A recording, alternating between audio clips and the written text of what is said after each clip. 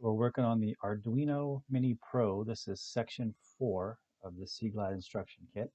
And this one is the Arduino Mini Pro board. And this is the one that comes in the little bag, the blue one in the little bag with this little diamond chip on there. We'll need a male connector, male to male connector, 6-pin. This connector here, this is a 12-pin connector. It's number 1 in the diagram. This one here, this number 3 in the diagram. This transistor, and your LED. Also, you're going to need soldering iron, some cutters, needle nose pliers, solder, and of course, your flux. Now, when you get started, it's real important that you put this together the right way to get started. And there's specific instructions in the documentation to tell you exactly how to do it. It's on page 1 of that document. You're supposed to hold these pins straight up like this. And so you can see the pins here. Right? And then you place the Arduino board on top of it, like that, so that the board is facing up, like that, and so that the reset button is on the top. So once again, you hold this pin upright like that, so I can see it, just like that. And then I place this board on top of it, so that when it's done, it looks like this, with the reset button right here, and the pins all connected. When you're soldering this thing together, when you start, you want to make sure that it's at an angle. So you can see in the instructions there that this socket needs to be at an angle to this board. Right? So make sure you're putting it together, put them all the way in, and then let it sit at an angle, just like that. You can see that angle there? That's how I want to solder them in. So I'm going to solder them in very carefully at that angle.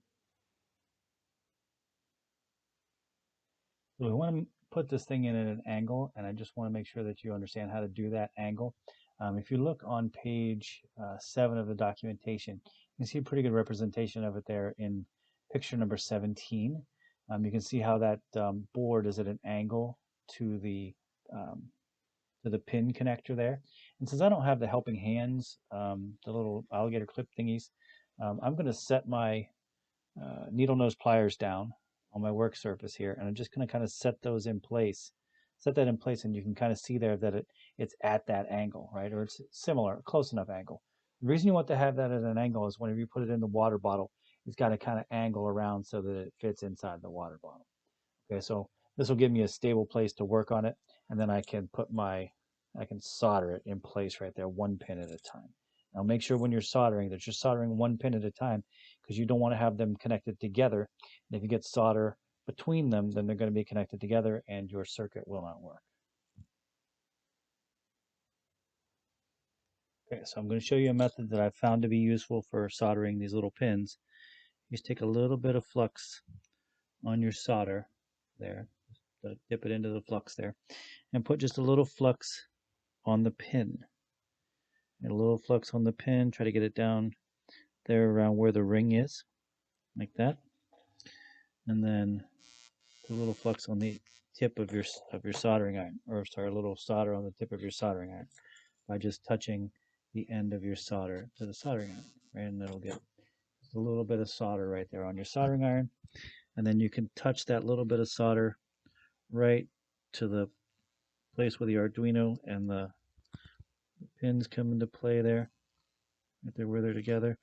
And that solder will transfer itself right into that little ring, right on your pin there.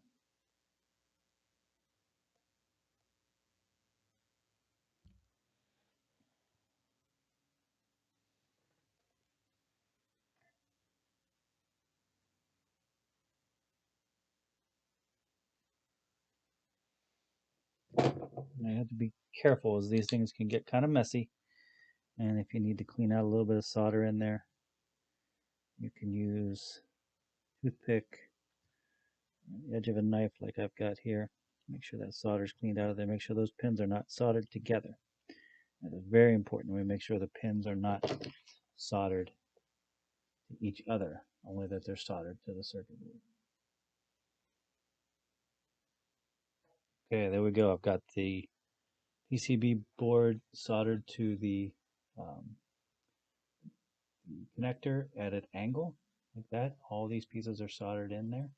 I hope it's not too hard to see on the camera there.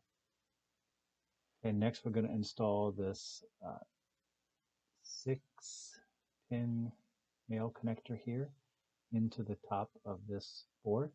And once again, you're going to make sure you do it the right way. It's going to go on the bottom part here, and it'll sit. You just fit it directly in there like that, right through those holes. And you'll see that on page 3 of the instructions. And you'll notice that it's supposed to go straight out from there. So when you solder it in place, it's going to be straight out like that. And you'll have to turn it over in order to solder it. So what I'm going to do is set it down flat here on my work surface so that it's straight out whenever I solder it.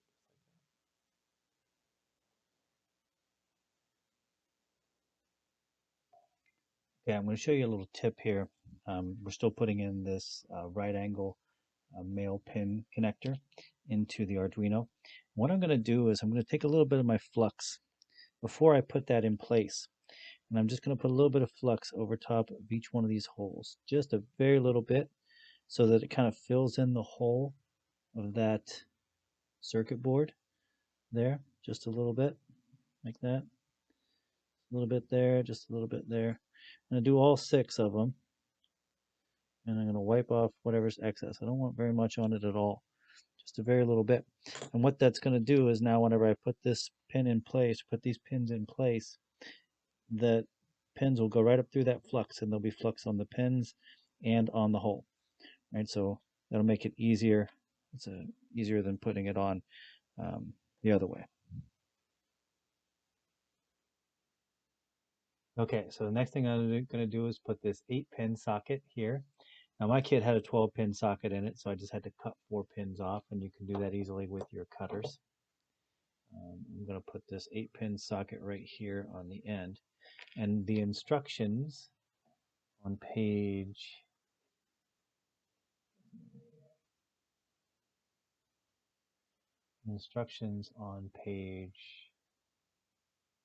5 tell you that you should hold it in place with a piece of tape so that you make sure you get it at the right angle. Once again, this is another one we want to have at an angle. So you want to have it angled like that, so that you can see it's angled like that. So you look at the picture again on page 5, and I'm going to use my electrical tape here and just put a little piece of tape over it like this so that it holds it at an angle. So I can solder it, and so it'll stay at that angle when I'm soldering it. Takes a little bit of doing, especially if your hands are greasy. Now it says we got to clip off all the little extra pins.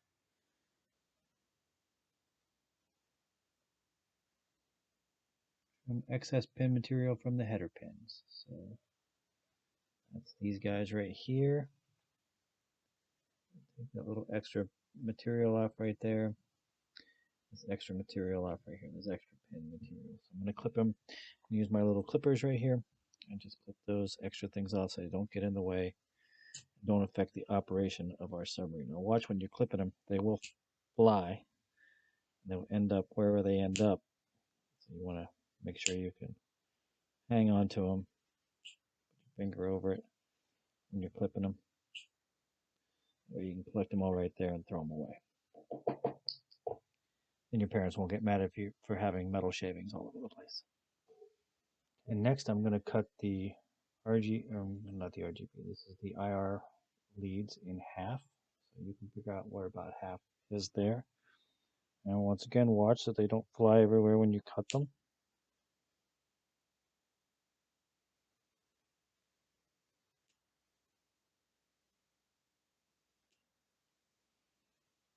Okay. And then I can put those right into first 3 pins of my board I've shown in the diagram. Okay, next find your LED, and you're going to mark it. So you're going to make sure you mark this longest lead on here. You don't have to use a black marker, but you do have to mark it with something. Don't think that you're going to remember it, because you won't. It's not an easy thing to remember once you're doing all that twisting around. So make sure you mark it the one that's the longest, right? That's the common ground for the LED. If you get that in wrong, it's not going to work and it could damage your circuit, right? Because you're going to have to cut these off. Now you're going to cut them off about a ½ inch from the end of the longest lead. And so about a ½ inch. I'm just going to measure it right here, about there, and we're going to cut them all off right about there. So now I won't know which one's the longest lead anymore, and that's why we had to mark it with the purple marker, or the black marker if you want. Go.